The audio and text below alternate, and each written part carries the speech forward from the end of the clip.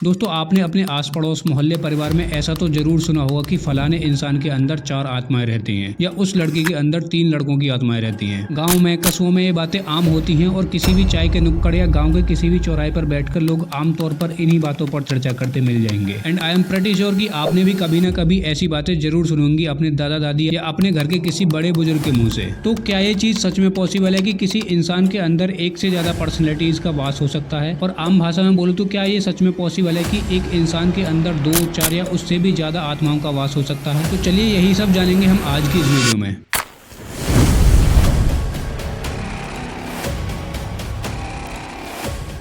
तो वीडियो में आगे बढ़ने से पहले मैं आपको बता दूं कि लोगों को एक बहुत बड़ी गलतफहमी रहती है आत्मा को लेकर। लोग आत्मा को ही भूत प्रेत समझते हैं, लेकिन ऐसा बिल्कुल नहीं है। आत्मा का मतलब होता है परमात्मा, ब्रह्म, सत्य या कृष्ण। इनमें से आप कुछ भी बोल सकते हो। परमात्मा शब्द सही से उपयुक्त हुआ है तो उसका अर्थ एक ही है, सत्य या आत्मा। सत्य बराबर आत्मा बराबर ब्रह्म। सत्य बराबर आत्मा बराबर ब्रह्म। आत्मा को ही और ज्यादा जोर दे करके बोलने के लिए, स्पष्ट करने के लिए कह देते हैं परम आत्मा। पर आत्मा बोले या परम आत्मा बोले, आशय सत्य से ही है, आत्मा मात्र।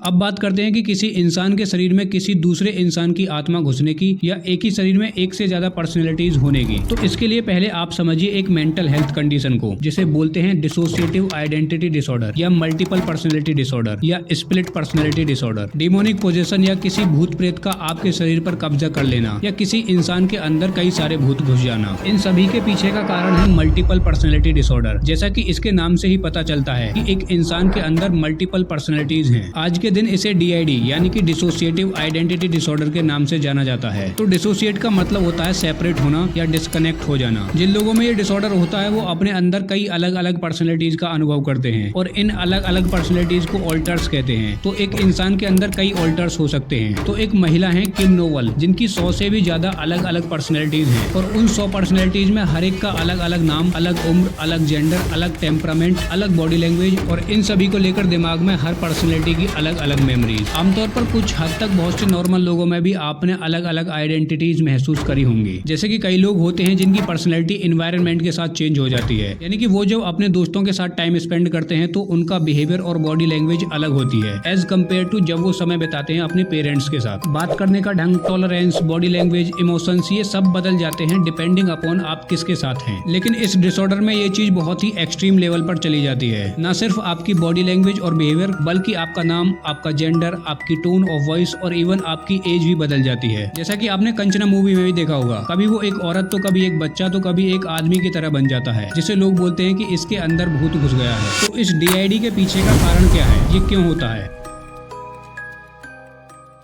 तो कई सारे DID पेशेंट्स का डाटा एनालाइज करने के बाद ये पता चला कि 90% केसेस में जो लोग इस बीमारी से सफर करते हैं उन्होंने बचपन में कभी ना कभी एब्यूज फेस जरूर किया होता है। और वो एब्यूज फिजिकल भी हो सकता है, इमोशनल भी और सेक्सुअल भी, जिसकी वजह से आपको एक मानसिक घाव पड़ता है, जिसे ठीक करने के लिए आपका दिमाग अलग अलग पर्सनैलिटीज में स्प्लिट हो जाता है। तो इसके ट्रीटमेंट के लिए आप एक अच्छे साइकोथेरेपिस्ट से कंसल्ट कर सकते हैं, जो कि आपको मेडिकेशंस और थेरेपी जैसे कि कॉग्निटिव बिहेवियरल थेरेपी और डायलेक्टियल बिहेवियरल थेरेपी जैसे ट्रीटमेंट देगा। और ये एक लॉन्ग प्रोसेस होगा जिसमें कि आपको थोड़ा पेशेंस रखना पड़ेगा। और एक और बात, असल जिंदगी में DID पेशेंट्स इतने खतरनाक नहीं होते जितना कि मूवीज में इन्हें दिखाया जाता है। तो इस मिसकंसेप्शन से भी थोड़ा बच के रहें। तो कैसी लगी आपको ये वीडियो कमेंट करके जरूर बताना और इसे अपने उन दोस्तों के साथ शेयर जरूर करना जो कहते हैं कि शरीर में भूत घुस जाते हैं। बाकी वीडियो को लाइक और चैनल को सब्सक्राइब जरूर कर लें।